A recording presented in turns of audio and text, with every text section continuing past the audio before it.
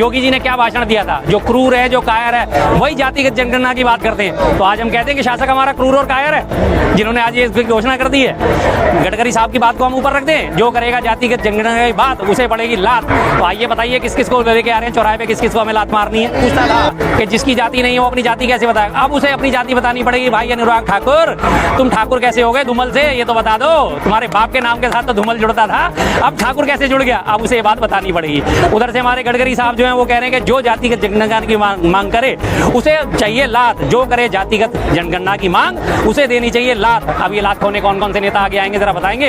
अब ये का मुद्दा नहीं छीना, आप जातिगत जनगणना में उलझे पड़े हो। या मोदी जी ने पाकिस्तान का नामो निशान मिटा दिया विश्व के भूगोल से।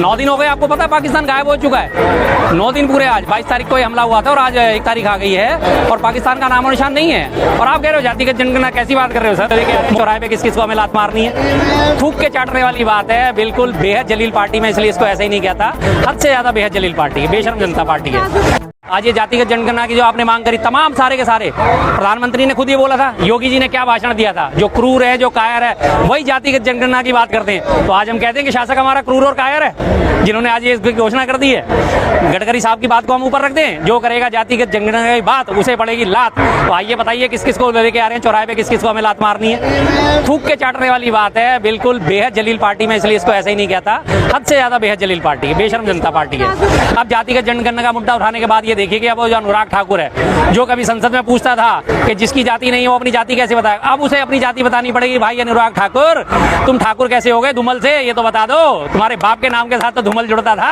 अब ठाकुर कैसे जुड़ गया, अब उसे ये बात बतानी पड़ेगी। उधर से हमारे गडकरी साहब जो है वो कह रहे हैं कि जो जातिगत जनगणना की मांग करे उसे चाहिए लात, जो करे जातिगत जनगणना की मांग उसे देनी चाहिए लात। अब ये लात खोने कौन कौन से नेता आगे आएंगे जरा बताएंगे। अब ये बीजेपी वालों को समझ नहीं आ रहा कैसे इस अपने आपको डिफेंड करें। इसे ही कहते हैं कि आसमान की तरफ देख के थूको तो वो आगे मुंह पे ही गिरता है। सर विपक्ष का मुद्दा नहीं छीना, आप जातिगत जनगणना में उलझे पड़े हो। या मोदी जी ने पाकिस्तान का नामो निशान मिटा दिया विश्व के भूगोल से। 9 दिन हो गए, आपको पता है पाकिस्तान गायब हो चुका है। 9 दिन पूरे, आज 22 तारीख को हमला हुआ था और आज 1 तारीख आ गई है और पाकिस्तान का नामो निशान नहीं है। और आप कह रहे हो जातिगत जनगणना, कैसी बात कर रहे हो सर। मोदी जी ने इतना बड़ा मास्टर स्ट्रोक खेला है, आज सुबह से कहीं पाकिस्तान की कोई बात हो रही है।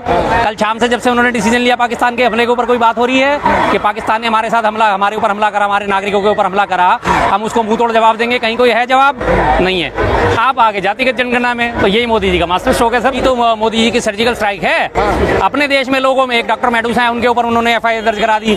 एक नेहा सिंह राठौड़ है, लोक गायिका, जो सरकार से सवाल पूछने के लिए फेमस है, सरकार से सवाल पूछती हैं, उनके ऊपर FIR दर्ज करा दी। एक 4 PM चैनल जो है उसको उन्होंने बंद करवा दिया। कितनी बड़ी बड़ी कारस्तानी करी ना, कितना शानदार बदला लिया पाकिस्तान से। और सबसे बड़ी बात ये देखिए, इसके मजे की पीछे, इसके पीछे के मजे की बात देखिए, हमारे जो तमाम नेशनल बड़े बड़े चैनल है ना, वो वहां से पाकिस्तानी पैनलिस्ट को बुला के उनको इंटरव्यू ले रहे हैं और वो इंटरव्यू में बैठ के बकायदा देश को, हमारे देश को गालियां बक रहे हैं, हमारे देश को भला बुरा कह रहे हैं। लेकिन उनके टेलीकास्ट नहीं रोके जा रहे, पाकिस्तानी को बुला बुला के उनके इंटरव्यू लिए जा रहे हैं, उन्हें प्राइम टाइम पे दिखाया जा रहा है और वो बकवास करने में लगे, उनको नहीं रोक लगा रहे। लेकिन अपने देश के जो लोग हैं, जो अपने देश के लोग हैं, जो सवाल पूछ रहे हैं, उस हमले की नाकामी के बारे में सवाल पूछ रहे हैं, जो उसमें हमारी नाकामी उजागर हुई है, सुरक्षा चूक हुई है, उसके बारे में सवाल पूछ रहे हैं, उनके ऊपर FIR दर्ज करा दिए। अब अल्टीमेटली ये आज जो इन्होंने जातिगत जनगणना की आपने बात करी, अब आते हैं इस मुद्दे पर। इसमें देखिए उन्होंने 3 मुद्दे एक साथ दबा दिए। एक तो ये कश्मीर का पहलगाम हमला, इसके बारे में कोई चर्चा अब कहीं नहीं है। तमाम हमारे कांग्रेसी चैनल भी और जितने भी लोग हैं कांग्रेसी लोग हैं और जो विपक्ष के लोग हैं, आज इसे अपनी जीत बता रहे हैं। पाकिस्तान वाला मामला दब गया। दूसरा आपने ध्यान दिया होगा, CWD कॉमनवेल्थ घोटाला, जिसके लिए पीछे कई सालों से लगातार रोटियां सेक सेक के खा रहे थे। कॉमनवेल्थ घोटाला, ये आप ने भी बड़ी इस पर रोटियां सेकी थी। अरविंद केजरीवाल ने भी बड़े आरोप लगाए थे, 400 पन्नों की चार्जशीट लेके आए थे, आरोप पत्र लेके आए थे अरविंद केजरीवाल साहब। CWG घोटाला हुआ है। आज उसमें कोर्ट ने सबको क्लीन चिट दे दी है, मामला ED ने बंद करा दिया है, क्लोजर रिपोर्ट उस पर दाखिल हो गई है। अब उसके बारे में कहीं कोई चर्चा नहीं है, अब कहीं कोई बात नहीं करेगा कि हाँ ये एक फैब्रिकेटेड मामला था, इसमें कोई करप्शन नहीं हुआ था, कोई भ्रष्टाचार नहीं हुआ था। कॉमनवेल्थ घोटाला सिर्फ एक जबरदस्ती का घोटाला लादा गया था, जिसमें आज तमाम लोग, सारे के सारे नेता बरी होकर निकले। कोर्ट ने मामला खारिज कर दिया ना। अब तीसरी चीज आती है हमारे देश के लिए, जो आप बात करी गई थी कि पानी बंद कर देंगे, पानी बंद करें, पहले दिन ही घोषणा हो गई थी। आज 9 दिन हो गए, अगर 9 दिन में अभी तक पानी बंद हो गया होता तो आज पाकिस्तान प्यासा न मर गया होता? 9 दिन तक कोई बिना पानी के रह सकता है? वो भी ऐसी गर्मी में नहीं रह सकता ना। अब उसका जो फेलियर है, क्योंकि वो हकीकत में तो उतरा ही नहीं है ज़मीन पे, तो हो ही नहीं सकता, उसका जो फेलियर है उसको छुपाने के लिए आज ले जाके अल्टीमेटली वो उन्होंने जातिगत जनगणना का मुद्दा उठा दिया। अब जातिगत जनगणना का मुद्दा उठाने के बाद ये देखिए कि अब वो जो अनुराग ठाकुर है, जो कभी संसद में पूछता था कि जिसकी जाति नहीं है वो अपनी जाति कैसे बताए, अब उसे अपनी जाति बतानी पड़ेगी। भाई अनुराग ठाकुर, तुम ठाकुर कैसे हो गए धूमल से, ये तो बता दो। तुम्हारे बाप के नाम के साथ तो धूमल जुड़ता था, अब ठाकुर कैसे जुड़ गया, अब उसे ये बात बतानी पड़ेगी। उधर से हमारे गडकरी साहब जो हैं वो कह रहे हैं कि जो जातिगत जनगणना की मांग करे उसे चाहिए लात, जो करे जातिगत जनगणना की मांग उसे देनी चाहिए लात। अब ये लात खोने कौन कौन से नेता आगे आएंगे जरा बताएंगे। अब ये बीजेपी वालों को समझ नहीं आ रहा कैसे इस अपने आप को डिफेंड करें। इसे ही कहते हैं कि आसमान की तरफ देख के थूको तो वो आके मुंह पे ही गिरता है। आज इसी चीज का शिकार सारा तमाम बीजेपी आईटी सेल और बीजेपी हुई है। तो आपने सही बात उठाई, इस मुद्दे को ये बिहार से ही जोड़ा जाएगा। बिहार में जातिगत जो है हिंसा और जातिगत जो है असमानता बहुत ज्यादा है। उस मुद्दे को लेकर आज उन्होंने बिहार को संदेश देने की कोशिश करी कि हम जातिगत जनगणना करा के और बिहार में अपनी एक छत्र सरकार बनाएंगे। नहीं तो क्या कारण था, पहलगाम जो हमला हुआ था उसके लिए जो संदेश देना था वो बिहार जाके क्यों दिया गया? बिहार की रैली रद्द नहीं करेगी, कानपुर की रैली रद्द कर दी, सारे दौरे रद्द कर दिए, लेकिन बिहार जाके उन्होंने संदेश दिया रैली में जाके, क्योंकि बिहार में चुनाव है। जाना था जापान पहुंच गए, चीन समझ गए ना, वहाँ गए नहीं, बिल्कुल। तो इसी वजह से बिहार पहुंच गए। तो इसी वजह से आज जो है उन्होंने देखा कि हाँ जी इस बात को दोबारा से दोबारा बिहार के आने वाले सितंबर अक्टूबर में चुनाव है, कितना टाइम बचा है? राजनीतिक दृष्टि से 3-4 महीने कुछ भी हैसियत नहीं रखते, 1.5 महीना तो उसके आचार संहिता लगने में ही गुजर जाएगा। बस उन्होंने आज जो संदेश देना था वो दे दिया। अब एक साथ उन्होंने एक तीर से कई सारे शिकार चल दिए। कॉमनवेल्थ घोटाला वो दबा दिया, हमारा बदला लेने का जो तरीका था, हम क्या बदला लेंगे पाकिस्तान से, पाकिस्तान को कैसे घुटनों पे लाएंगे, कैसे उससे माफी मंगवाएंगे, कैसे उसे नास्ता नाबूद करेंगे, वो मसला दबा दिया। और उसके बाद ये जो है कॉमनवेल्थ के बाद ये 2G घोटाले जो थे, ये सब बनने चाहिए जी, बनने चाहिए। ये बीजेपी को सत्ता अब नहीं मिलनी चाहिए कहीं भी, वरना आप इसे सत्ता देते रहेंगे और ये आपको लॉलीपॉप देती रहेगी। आप इसे सत्ता देते रहेंगे, आपके जो है सैनिकों को मरवाते रहेंगे, जान गंवाते रहेंगे हमारे सिविलियंस, और ये अपना लॉलीपॉप चूसते रहेंगे। इन्हें सिर्फ सत्ता चाहिए, इसके अलावा किसी चीज़ की चिंता नहीं करते। इन्हें सत्ता देना अपने लिए अपनी जान आफत में करने वाली बात है। आज ये जातिगत जनगणना की जो आपने मांग करी, तमाम सारे के सारे प्रधानमंत्री ने खुद ये बोला था, योगी जी ने क्या भाषण दिया था, जो क्रूर है जो कायर है वही जातिगत जनगणना की बात करते हैं। तो आज हम कहते हैं कि शासक हमारा क्रूर और कायर है, जिन्होंने आज ये घोषणा कर दी है।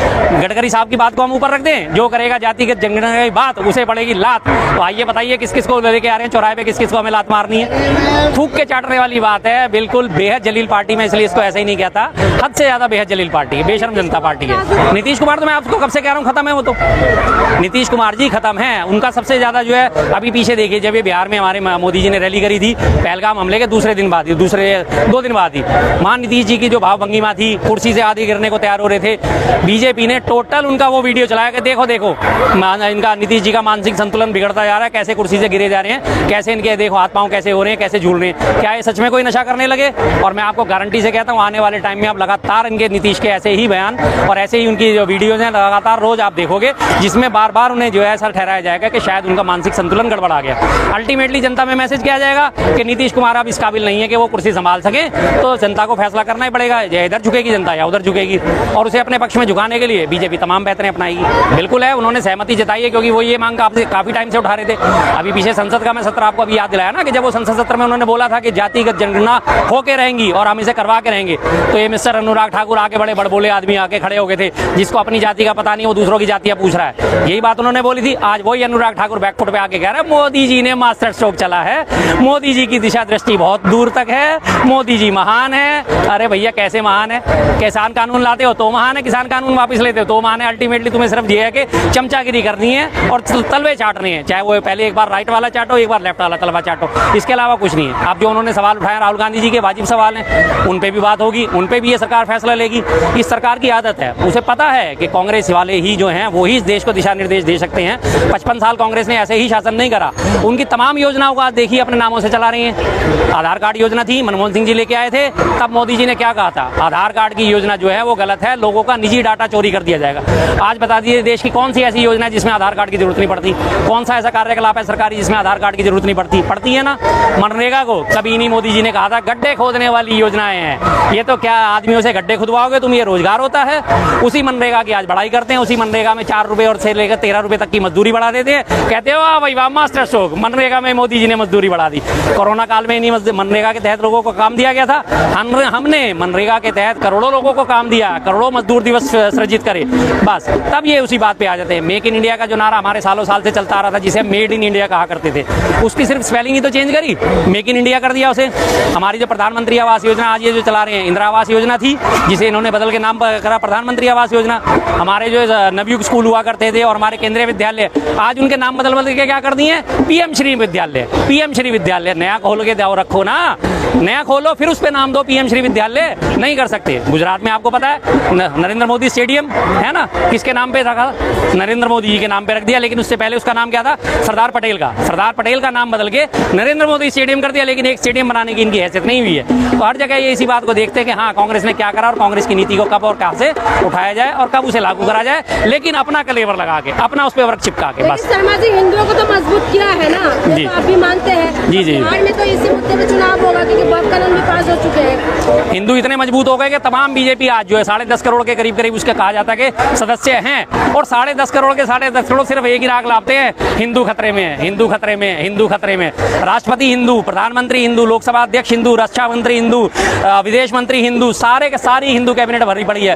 और फिर भी ये 10.5 करोड़ जो इनके कहते हैं कि 10.5 करोड़ हमारे सदस्य हैं, तमाम लोग एक ही रोना रोते हैं, हिंदू खतरे में, हिंदू खतरे में, हिंदू खतरे में। फिर भाई कैसे सुरक्षित हुआ हिंदू, भाई कैसे सुरक्षित हुआ हिंदू? अगर ये कहते हो कि हिंदू खतरे में है, कहाँ खतरे में? हिंदू कहीं खतरे में नहीं है, इनकी जो है कुर्सी खतरे में है, हिंदू कहीं भी खतरे में नहीं है, सिर्फ इनकी कुर्सी खतरे में है, जिसका ये रोना रोते हैं लगातार कि हाँ हिंदू खतरे में। हिंदू तो तब भी खतरे में जब औरंगजेब जैसे शासक आके चले गए। अगर हिंदू खतरे में होता तो आज हिंदुओं की प्रजाति ही नहीं होती। औरंगजेब ने तो जी तोड़ जोड़ लगा लिया था अपना, एज पर बीजेपी और भक्तों के हिसाब से औरंगजेब ने अपना पूरा जोर लगाया था, वो तमाम हिंदुओं का कत्ल करता था, लेकिन उसके बावजूद भी हिंदू सर्वाइव करके रहे ना। हिंदुओं को कौन मिटा सका है? नहीं मिटा सका। शाश्वत सनातन है, उसे कोई नहीं मिटा सकता, वो कभी खतरे में नहीं आ सकता। लेकिन शर्मा जी बीजेपी जो है बंगाल में भी ग्राफ बढ़ गए हैं, 3 से 77 सीट पे पहुंच गए हैं। जी जी। और बिहार में भी उन्होंने गठबंधन में सरकार चला रहे हैं। जी जी। तो इस बार तो लग रहा है कि बीजेपी की सरकार ही बनेगी। ताल ठोक रहे हो? बिल्कुल ठीक है जी, ताल ठोकते रहे, लेकिन बिहार में और बंगाल की आपने बात करी, 3 से वो 77 पे आए, लेकिन एक टॉप लिमिट है, एक स्पीडोमीटर होता है, कहीं वो 100 दिखा देता है, कहीं 120 दिखा देता है, उसके बाद वो स्पीडोमीटर नहीं जा पाता, गाड़ी उससे आगे भाग ही नहीं पाती है, क्योंकि इसमें स्पीड गवर्नर लगे। तो इनकी टॉप थी, लास्ट प्रकाष्ठा थी इनकी, जो इन्होंने वहाँ हरकतें करी। उसके बाद 77 में आने के बाद और 77 सीट जीतने के बाद वहाँ की तमाम जनता इस बात को देख चुकी है कि ये सिर्फ दंगा भड़काने वाले लोग हैं। कोई भी मसला हो, कोई भी मुद्दा हो, इनका काम सिर्फ दंगा भड़काना है, अपना राजनीतिक हल निकालना है। अब आपने बंगाल की बात याद करी तो मैं बंगाल की एक बात याद आपको दिलाता हूँ। संदेश खाली और आरजी का घटनाक्रम जो था, उसमें दोनों में महिलाओं पे अत्याचार हुए थे। आरजी कर वाला जो मेडिकल कॉलेज का घटना हुई थी, उसके बाद ममता बनर्जी ने एक कानून लेके आई थी अपराजिता के नाम से। उन्होंने फौरन दोनों सदनों में पास हो गया वो कानून, निचले सदन में भी ऊपरी सदन में भी। राज्यपाल महोदय के पास उस कानून को पास होने के लिए उन्होंने भेजा। आज अगस्त से, और आज ये मई आ चुका है, 5 महीने ये हो गए हैं, 4 महीने और 4 महीने पहले गए, आज 9 महीने से वो जो है पेंडिंग पड़ा हुआ है। 9 महीने से वो अपराजिता कानून पेंडिंग पड़ा हुआ है। राज्यपाल साहब ने कहा कि मैं इसे राष्ट्रपति के पास भेज रहा हूं अनुमोदन के लिए, वो इस पे फैसला लेंगी। जब ये वक्फ बोर्ड का कानून आता है, राष्ट्रपति महोदया अगले दिन सुबह पहली फुर्सत से उनकी सबसे पहला काम वक्फ पे साइन करने का करती हैं। और वो जो है बिल, अपराजिता बिल, जो महिलाओं के खिलाफ अत्याचार के खिलाफ था, उसको 9 महीने से रोक रखा। क्यों? इसी बात से पता चल जाता है कि इनकी राजनीति कैसी है। महिलाओं के सच्चे मददगार होते, हितकारी होते, हितैषी होते, तो उस कानून को भी अब तक पास कर चुके होते, लेकिन नहीं करेंगे। क्यों? क्योंकि वो विपक्षी शासित राज्य में कानून आया है, इसलिए अभी वही कानून को तोड़ मोड़ के कहीं ना कहीं पेश करके अपने किसी बीजेपी शासित राज्य में ले आएंगे, फौरन पास हो जाएगा वो। तो इसी बात से इनकी नीति और नियत का पता चलता है कि किस किस्म के लोग हैं।